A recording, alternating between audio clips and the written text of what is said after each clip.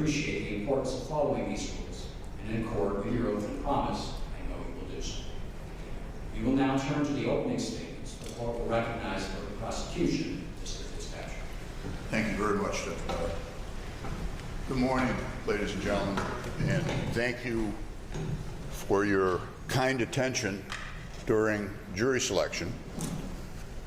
You know, we live in a country where we can't agree on anything anymore, and yet a series of very experienced lawyers all agreed that you would be great jurors. And I'm holding you to that. I'm holding you to your word on what you promised us during the voir dire process. And I hope you're as anxious as I am to get to the facts of this case. What I'm about to do now is not evidence, of course. I was not there. I will present to you what we intend to prove over the next 24 to 48 hours. And it's my honor, frankly, to be here in Oneida County to prosecute those for this senseless, this tragic, this evil, this reprehensible, and ultimately criminal death of a 43-year-old, 148-pound man by the name of Robert Brooks on December the 9th, 2024. That was a date that was the last day of Robert's life, and it was also a date where, at least here in Oneida County in the emergency room of the Marcy Correctional Facility, human decency and humanity itself took a holiday. Robert was one of about 32,000 men who are incarcerated in the state of New York. We incarcerate people to punish them for what they've done, and we also have that underlying hope that when they're done with their sentence, they'll be rehabilitated and they'll come out of that correctional facility better than when they went in. Robert had that chance taken away from him. He had originally been at the Mohawk Correctional Facility in December. He was involved in a number of altercations there in the days preceding his death. The medical evidence will indicate very clearly to you that these prior incidents had nothing whatsoever to do with his cause of death. It was decided by authorities that on December the 9th, to alleviate these altercations, he would be transferred to the Marcy Correctional Facility. That evening, he packed up everything he owned in life in a duffel bag, got on a bus, and at 9:07 p.m., he was dropped off into the custody of corrections officers at the Marcy Correctional Facility. 30 minutes later, he was dead. For no discernible reason whatsoever. Everybody sitting in front of me must have a residual thought that he spit at somebody, that he cursed at somebody, that he denigrated somebody's family, that he punched a corrections officer. The reality of it is, he didn't do a damn thing, and he was beaten almost immediately. Now, according to standard procedure, when an inmate is brought into a facility, Marcy included, he is to be brought to the infirmary to be examined. At this time, apparently the standard procedure was to beat him before he got into the emergency room and the infirmary. He was brought in there hogtied like an animal. He was beaten before they even brought him in there. Michael Fisher, the defendant here, is a 20-year veteran of corrections in the state of New York. He was several dozen yards away when this incident started. He was very busy watching a Tom Cruise movie that ironically enough has something to do with a man being transported back in time so he could correct his past mistakes. And at 9:21 p.m., 21:21, a call goes out suggesting that certain corrections officers needed assistance. In reality, the only person needing assistance that evening was Robert Brooks, who was about to be beaten to death. You will see Mr. Fiser taking, frankly, a leisurely stroll from his position over to the infirmary. It takes him several minutes. He's not running, he's not rushing, he's not hurrying. He doesn't appear to be on his radio getting further information. He's just walking over to the infirmary. We'll show you the route that he took by videos and diagrams. He enters the infirmary, and I'll use two expressions here, ladies and gentlemen. Infirmary is the building itself. The emergency room is the room inside the infirmary where Robert was eventually killed. Mr. Fiser enters that building, the infirmary, at approximately 9:25:20 p.m., and he remains there for the most part until approximately 9:41:40 p.m. And during that 16-minute period, there are two things that I will prove to you with absolute certainty. Number one, Robert Brooks was beaten to death right in front of this defendant. And number two, he did nothing to assist, intervene, to stop it in any shape, manner, or form. 20 years on the job, and he stood there and watched a man's life being snuffed out. Yeah, he did a couple of things. He moved some leg irons. He put on some rubber gloves, but he never intervened. He never said enough. He never shielded Robert. He never got medical assistance for him. He never got animated. He never said, "That's enough. I'm turning on my camera." 7 words that could have saved this man's life, and he didn't even take the 4 seconds to utter those 7 words. The only function he served was that after this horror show ended, he goes back and finishes watching his movie. This, ladies and gentlemen, is the count of the indictment that I must prove to you.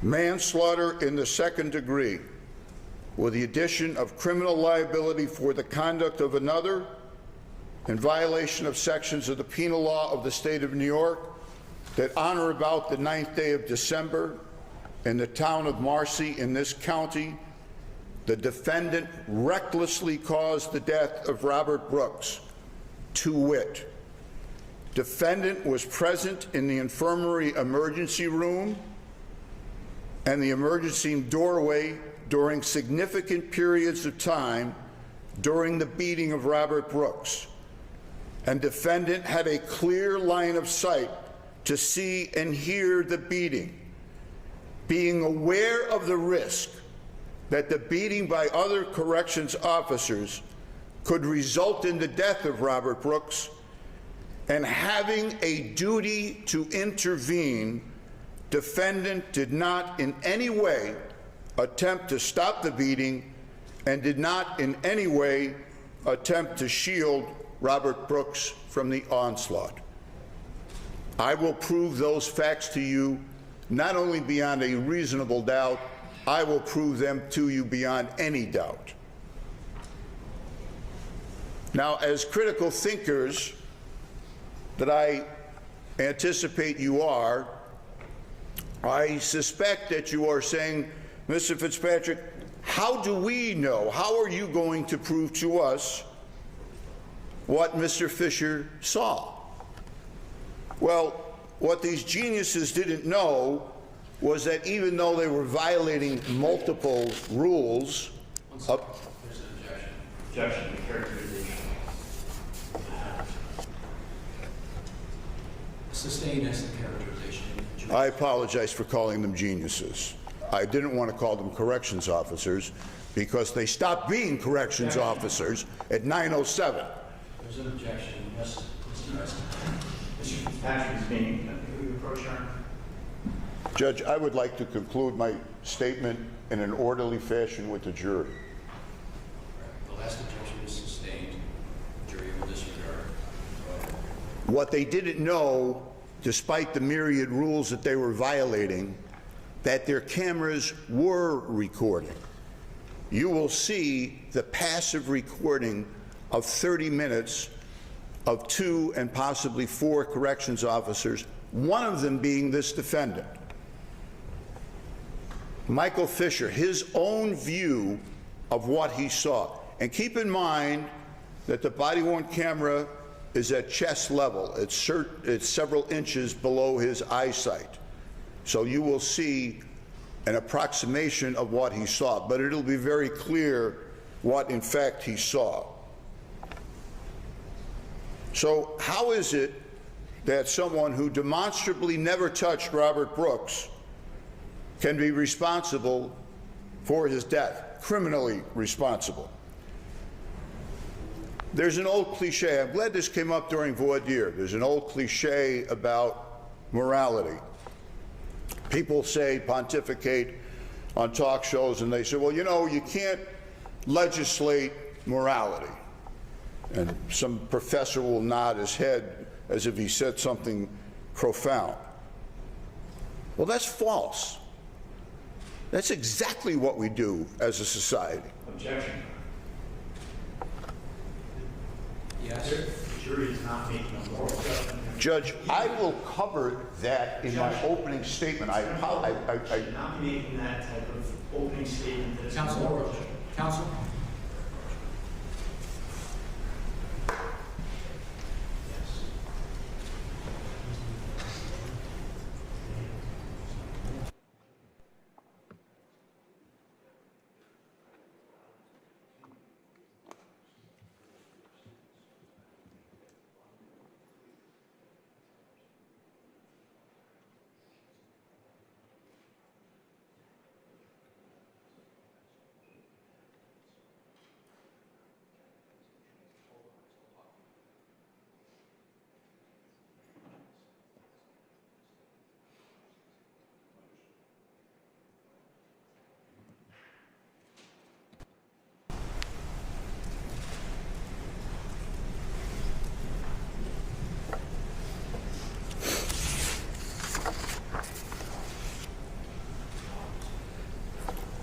As I was saying, we absolutely do legislate morality as a society. What is immoral is not necessarily criminal, but everything that we decide is criminal is immoral. I'll give you examples of that. Apparently on voir dire, both sides agree that the actions and inactions of Mr. Fisher are immoral. I am not prosecuting him for being immoral on December the 9th, 2024. I'm prosecuting him for being a criminal on those dates. Some examples are easy. Every society that we know of has decided that murder is immoral, and we will make that criminal. At some points in our past history, we have made immoral things criminal that should not have been criminal. Homosexuality. In 9 countries on the planet, it is illegal to be homosexual. Thank God we live in the US of A, and we recognize people's rights to exist consistent with their decisions and their choices. Adultery is immoral in almost every society. It used to be a crime. When I started as a prosecutor, there was a crime on the penal law books of adultery. And we recognize that that is something immoral that should not be criminal. But we do make some level of morality part of our responsibilities as New Yorkers. And one thing that we recognize that is both moral and legal is a duty to intervene. Only in certain circumstances. Judge Bauer will discuss that with you at the end of this case. For example, if you're driving on the thruway and you pass a car that appears to be on fire, and there are occupants of the car, it might be a moral thing to stop and render aid. But if you decide not to and drive on, you have committed no crime in the state of New York. You see a person being attacked in Central Park. You have no duty to intervene. You may choose to do so heroically, but let's change the facts ever so slightly. Let's say that the person in that car is your child. Let's say that your child is doing something dangerous. You have a duty to intervene. It comes down to a duty of care imposed by the law. And I assure you, there is no population more dependent for their nutrition, their hygiene, when to retire, when to wake up, their personal safety, their recreation, when and where they can congregate and get together, then incarcerated individuals are dependent on the duty to care on corrections officers. In short, their virtual entire existence is dependent on the service of New York's corrections officers. And let's get something out of the way right now, okay? Yes, it is a difficult job. It is a dangerous job. Some incarcerated individuals are evil, despicable people that would kill a corrections officer as soon as they would look at them. They have weapons that are on occasion are snuck into a facility. We get that. I get that. That's why we pay them. That's why we pay them overtime. That's why we give them health benefits. That's why we give them pensions. Yes, it's a difficult job. That is not an issue. But last time I checked, having a difficult job is not carte blanche to divorce yourself from the human race. You will look at the tape of Mr. Brooks being beaten to death. You've already been warned by defense counsel that you may be repulsed by looking at that tape. But you're not a 20-year veteran of the New York State Department of Corrections who took an oath, as you did, only more intense, to support the Constitution of the United States, to uphold the laws of the state of New York, to recognize that he has a duty to intervene, not to stand there and watch without protecting, without serving, and without even taking a millisecond to turn on his body-worn camera. Why is he before the bar of justice today? What is the proof that the people will present? Did Michael Fiser recklessly cause the death of Robert Brooks?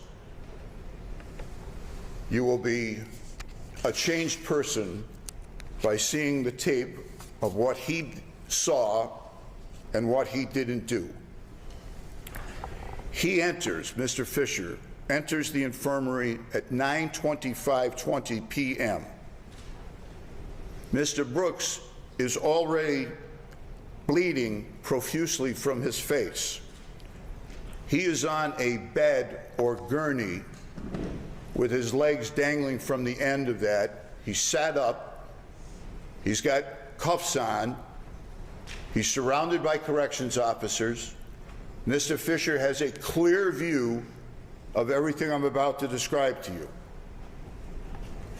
did he engage in conduct which created a substantial or contributed to a substantial and unjustifiable risk that Robert Brooks' death would occur?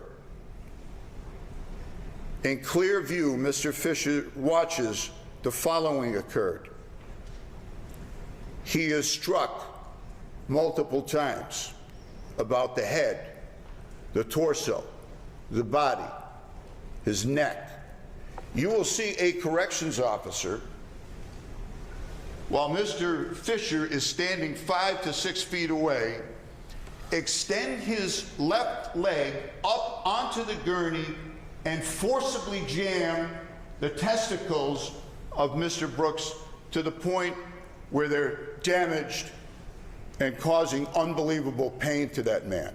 He's standing right there watching that. Sadly, you're going to have to watch that too. And you'll also see in the tape, particularly for Mr. Fisher, where you look at his face, because you'll see another corrections officer's camera that catches Mr. Fisher, there's a look of normalcy. There's a look of routine, almost calm, as these despicable acts are taking place. Did he consciously disregard the risk? Of course he did. Was the risk of such nature and degree that disregard of it constitutes a gross deviation from the standard of conduct that a reasonable person would observe in the situation? Of course it was. It will be painful for you to watch. You will be sitting there watching this in the serenity of this courtroom, and you will be horrified and disgusted by what you're watching. It will come to your mind to shout out, "Stop! He's not an animal. He's an incarcerated individual. He's in our care, our custody. Citizens of New York, stop doing that." That's what you will think. He does nothing. You will see from Mr. Fisher's point of view, his direct ability to view, another CO violently grabbing Robert's neck and choking him, and still no response.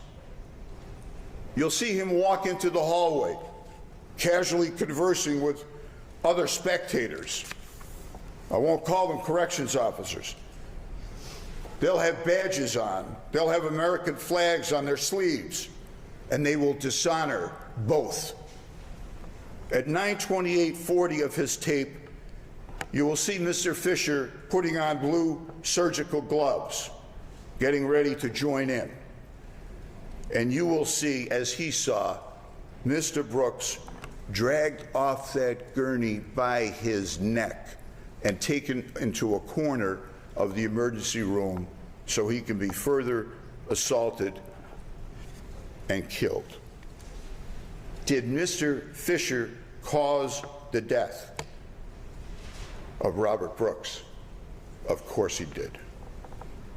I would use the example, as I did on voir dire, of a person shot in the head.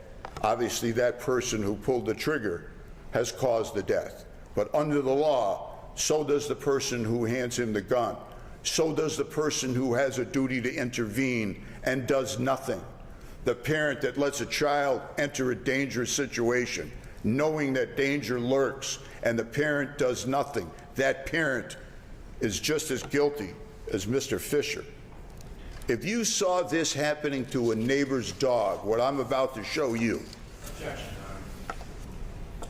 overruled. However, ladies and gentlemen, do recall that what you're hearing right now is what counsel anticipates the proof will show. It is not itself evidence. If you saw a neighbor's dog being treated like these corrections officers treated Mr. Brooks, would you have tried to stop it? Would you have tried to film it? Would you have at least called 911? And you don't have 20 years on the job of supposedly protecting other people. He did none of those things. Medical assistance wasn't even called until he's left, going back to his station to finish his movie. He looks in on various occasions on Mr. Brooks. You'll see Mr. Brooks dying. You'll know that he's dying. And he says, I had no idea. You won't see concern on his face. You'll see him, believe it or not, you'll see him smiling as he stands in that emergency room. He had over 6 minutes, directly in that room. Of his legal duty to intervene, you will have no doubt. Another element I must prove to you, and that is whether Mr. Fisher consciously disregarded that a risk of death could occur. Was it foreseeable? The proof is going to show, of course it was foreseeable. He's dead. How much more foreseeability do you need? Doesn't mean you have to be Nostradamus. Doesn't mean it has to be the only possibility that could have occurred. Was it foreseeable? Yes, it was. Not required that he intended to cause his death, not required that he thought they were going to kill him, but was it foreseeable? He wasn't slapped. The evidence isn't going to show that he was gently moved by these corrections officers. He was yanked around, he was punched, he was kicked, he was the things that you're not going to believe them when you see them. He was beaten to death right in front of this defendant, and he had over 360 seconds to do something about it. The final witness you'll hear from is the medical examiner, Dr. Merkulova, who performed the autopsy. She will describe to you, they say dead men tell no tales. That's not true. Dead men tell lots of tales. And Robert Brooks will tell you in death what happened to him while he was still clinging to life. She will tell you that he died from multiple blows. Not one single blow, but multiple blows over the course of several minutes while Mr. Fisher was standing there doing nothing. The blood was diverted from his major organs because of the blows to cover the pain that he was suffering to these injuries. How his neck was eviscerated. The bones in his neck were broken. He choking on his own blood. Multiple blows, any one of which this defendant could have stopped. Of course he was aware of the risk. And you'll see, don't forget, you'll see what he saw, but you won't hear what he undoubtedly heard. So based on the evidence, is he a neophyte? Will the evidence show that he's just some rookie that didn't know what was going on? No. Will the evidence show that he had no idea because he's deaf, dumb, and blind? No. He was there. He saw it. The simplest, most clear-cut, honest explanation is the best. That he knew and should have known that there was a risk of death and that he recklessly, by omission, did nothing.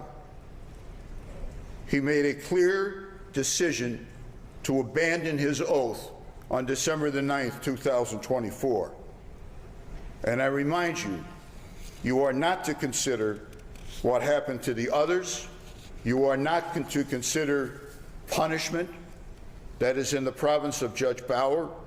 You should consider accountability. You should consider human decency. You should consider the law.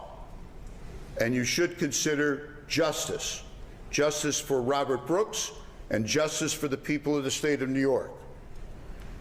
Our great country is replete with examples of men and women doing extraordinary things, performing heroic acts of courage in their lives.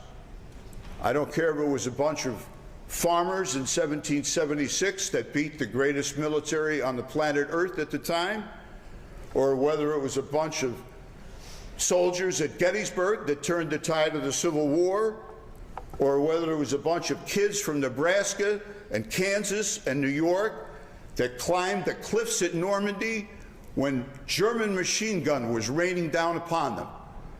They were ordinary people that did heroic, incredible things. And they weren't 20-year veterans of the Corrections Department of the state of New York. History will not record Mr. Fisher's inactions as heroic. You will record them, and we will prove to you that they were exactly what they were. Absolutely criminal. And I will ask you, I will beseech you to return the only proper verdict in this case, that this man is guilty of manslaughter in the second degree. And I thank you for your kind attention. Thank you, Mr. Fitzpatrick. Mr. Eisman, do you wish to make an opening? I do, Your Honor. Thank you.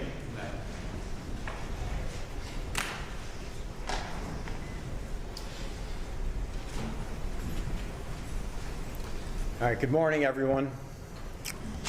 You've just heard the government's statement of the case, and that is where they have outlined for you what their allegation is against Mr. Fisher and how they intend to try and prove it. As is obvious, there's no question that there is some level of an emotional appeal that this case is going to evoke. You can see that in Mr. Fitzpatrick. But in this case, in this courtroom, decisions are made on facts and evidence, not sympathy, not emotion. Facts and evidence. And in this case, when you see the evidence that the government's going to put in front of you, you hear from the witnesses, you will see that there are no facts and evidence to support their claim that Michael Fisher recklessly caused the death of Robert Brooks. Now, as you hear that testimony and you see that evidence, there are three important things I'm going to ask for you to keep in mind. The first is the importance of something called hindsight bias. The second is the importance of context. And the third is the importance of the burden of proof. Hindsight bias, context, burden of proof. We're going to begin with hindsight bias and explain why that is important based upon how I expect this case to unfold and what you're about to see in terms of the facts and the evidence. Hindsight bias is something that we are all familiar with, and we have probably heard in our own lives in various ways, such as you have probably said or heard someone say, knowing what I know now, I would have done ... Hindsight being 20/20, I would have or should have fill in the blank.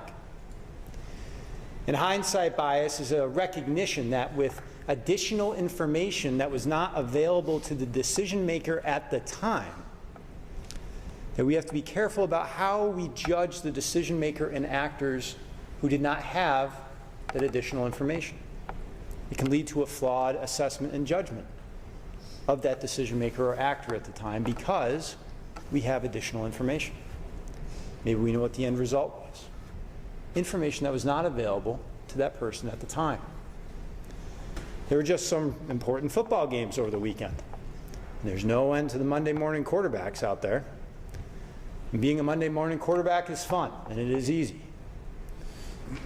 But we are critical of the Monday morning quarterback because they sit from the luxury of their recliner, the benefit of rewind, instant replay, slow-mo, zooming in and out, and knowing what the outcome of the game is when they are critiquing the calls and the plays that happen during the game. And that criticism of the Monday morning quarterback, as fun as it is to be the Monday morning quarterback after a sports game, is in recognition of hindsight bias.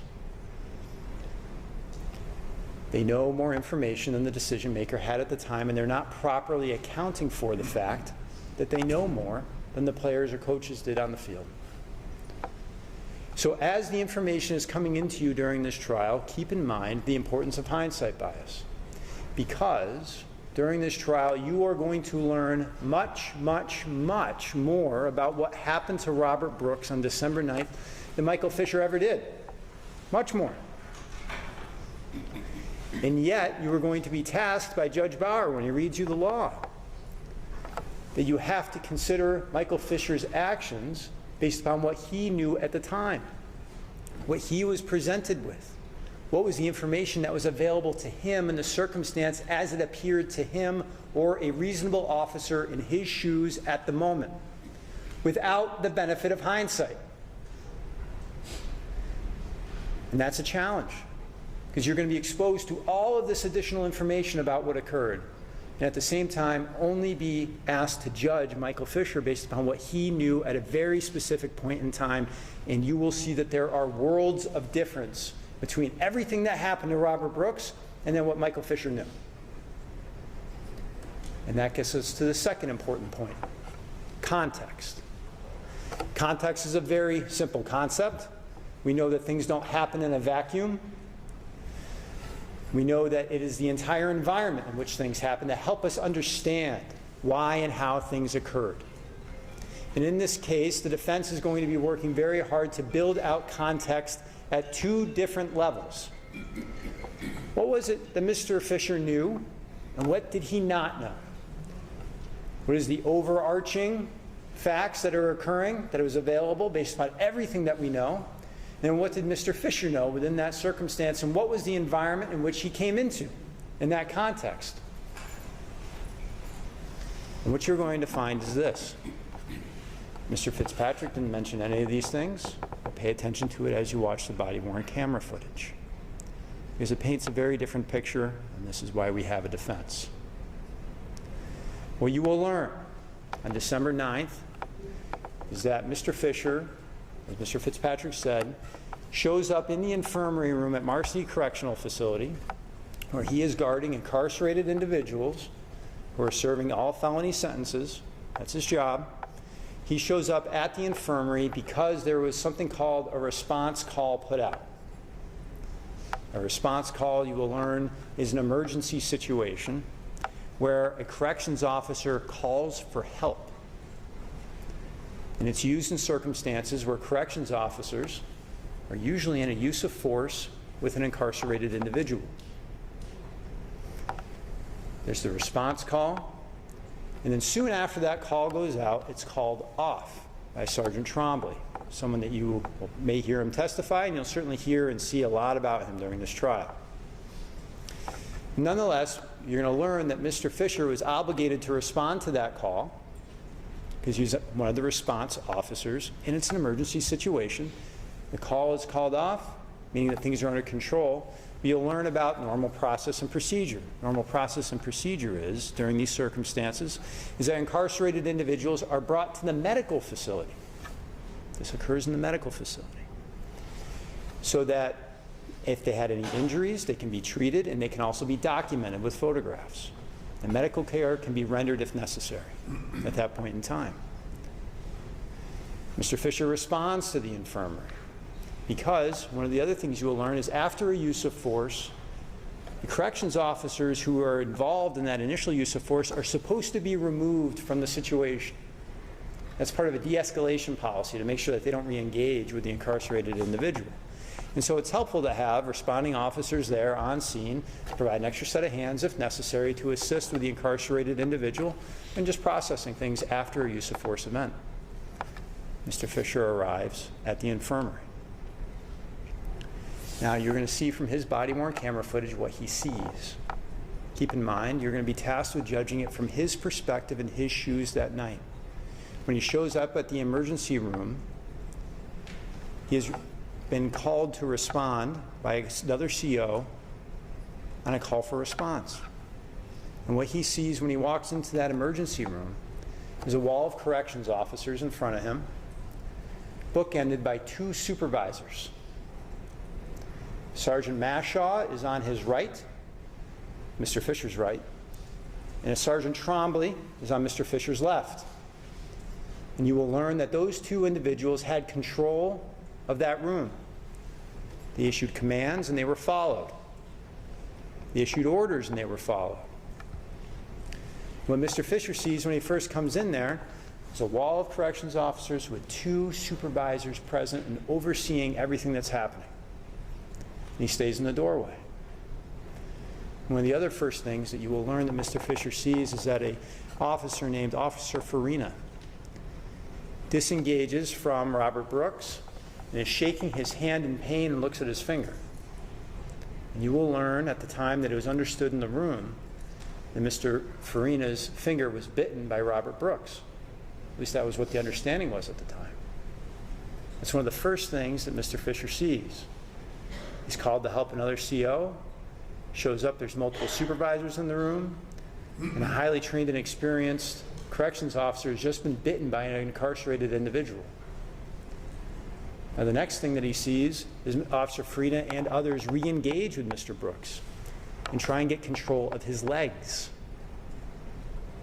Officer Farina, you will see on the body-worn camera footage, is grappling with Mr. Brooks's legs and turns towards the doorway looking at Mr. Fisher's body-worn camera footage. And you will learn that he calls for legs or leg irons because they're trying to get control of his legs. Again, this is from Mr. Fisher's perspective of what he saw that night. And what happens at that point? Sergeant Trombley orders Officer Gallagher to leave the room and go get leg irons. Leg irons are used, you will learn, commonsensically, to restrain an incarcerated individual's legs. Officer Gallagher goes and obeys that order from Sergeant Trombley and goes and gets the leg irons. And all the while, Officer Farina and an Officer Walrath are trying to get control of Mr. Brooks's legs. Officer Gallagher returns and puts the leg irons on Mr. Brooks, consistent with the order from Sergeant Trombley. From Mr. Fisher's perspective, you have a room with corrections officers trying to get control of an incarcerated individual who has bitten another corrections officer, whose legs corrections officers are trying to get under control. And that type of force to intervene to get control is being sanctioned by the two supervisors that were already in the room before Mr. Fisher even showed up. That is the context in which Mr. Fisher arrives in the emergency room that night. He doesn't walk into something that he obviously sees as some kind of senseless beating. He walks into a call for response where his colleagues are struggling. From his perspective, his colleagues are obviously struggling with an incarcerated individual. Orders are being issued by supervisors, and they're being obeyed.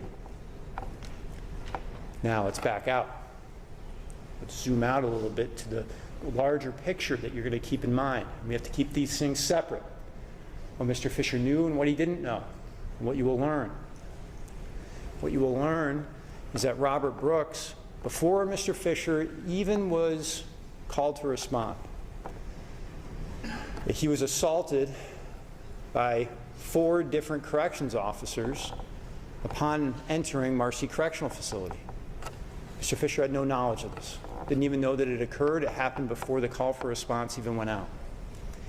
And importantly, you will learn that in that assault, Mr. Brooks is tackled by Officer Walrath against a concrete wall and then placed into a headlock or UFC-style chokehold where Officer Walrath cranks up on his head and neck. Now, why is that important? Well, you're going to learn from Dr. Merkelova, the medical examiner, that really the primary damage that was caused to Mr. Brooks, and it's extensive, but the most devastating injuries to him were in his throat and his neck. He had a fractured hyoid bone, damage around the musculature and ligaments around his Adam's apple, fractured thyroid cartilage, and hemorrhaging and other damage throughout his neck. It's devastating injuries. They're injuries that are not visible from the outside, something that you can see with the naked eye, but it's important to know that Officer Walrath used that level of force and did that conduct on Mr. Brooks. Mr. Fisher didn't see it and didn't know about it, would have no reason to know about it. You'll also learn that Mr. Brooks is continued to be assaulted by these 4 individuals, these other corrections officers, as he's being transported to the infirmary. And then, just as Mr. Fisher is walking into the emergency room, perhaps the most devastating violence happens to Mr. Brooks. And I think you will find that these are the lethal blows that are rained down on him. Mr. Fisher does not see this. It happens as he is walking into the infirmary and about to turn into the emergency room. You'll see that Officer Farina is improperly and roughly using a rag or a cloth to wipe off the blood or shove the cloth into Mr. Brooks's mouth. I'm not trying to condone or endorse his behavior at all. Mr. Fisher doesn't see it and doesn't know about it. And what you're going to see is that, consistent with Mr. Farina's finger getting bitten, he's shoving his fingers into Mr. Brooks's mouth, and all of a sudden Mr. Farina unleashes a salvo of blows to Mr. Brooks's chin and neck. Several jabs followed by pounding on him after he's back on the gurney. Mr. Fisher does not see this, does not know that it happened. The location of those blows is important, because of what you're going to hear from Dr. Merkulova regarding the damage to the neck and the fact that Mr. Brooks died from asphyxiation as well as these other blunt force injuries. Mr. Fisher didn't know about it. Again, these are not injuries that are visible to someone. You're going to see that Mr. Fisher wasn't leaning over the gurney. He stood in the doorway, maybe a step into the room. He never examined Mr. Brooks, wasn't part of restraining him in any way, and was in no position to know about the devastating amount of violence that his colleagues had placed on Mr. Brooks before he walked into that room. And that's what you're going to have to keep separate throughout the trial. What did Mr. Fisher know, and what did he not know? And then not let the additional information that you learn improperly influence your judgment of his decisions and actions that night, as alleged by the government. And that's what brings us to the burden of proof, the third important thing I'm asking you to pay attention to during this trial. This is the government's claim. This is their allegation against Mr. Fisher, and they have accused him of killing Robert Brooks by recklessly causing his death. It's a complicated theory that they have, and the judge is going to instruct you on it. There's several elements to it. Manslaughter in the second degree has two elements. They have to recklessly cause the death, but for something to be recklessly, there's several parts to recklessness. Now, the government has to prove each of those to you beyond a reasonable doubt. And among those is the duty to intervene. You're going to learn about the duty to intervene. You're going to hear about how you can't take into consideration hindsight, how you have to do it from the officer in their shoes at the time, a reasonable officer. You have to take into consideration that situations are dynamic and changing and evolving. There's a lot that you're going to have to consider when evaluating the government's allegation. And all the while, it's going to be important to keep separated what Mr. Fisher knew and what he did not know. And what you will find at the end of the day is that Mr. Brooks was killed unjustifiably. You're going to see the people who killed him. You're going to see the blows that did it. And Mr. Fisher had nothing to do with it.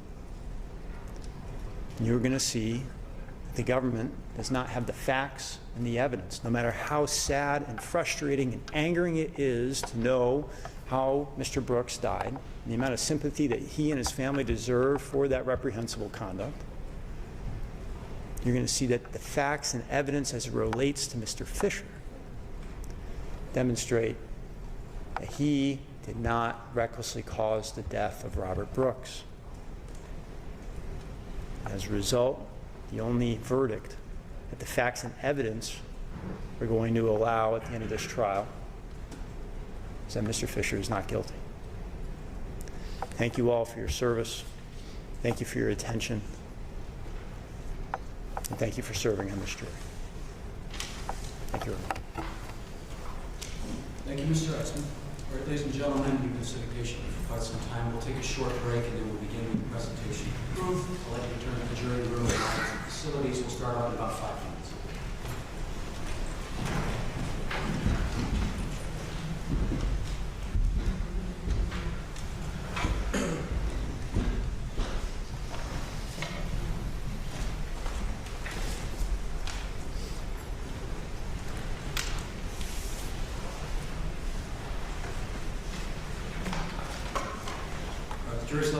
we'll take a 5-minute break.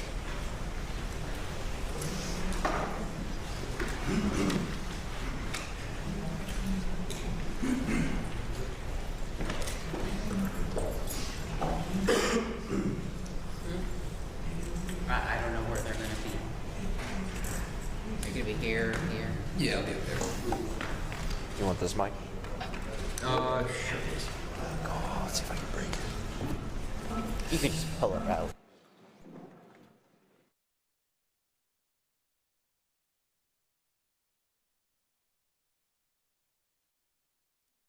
Download the WSYR Plus app on your TV to stream News Channel 9 for free. Just go to your smart TV, search WSYR Plus in the App Store, and download to start streaming today.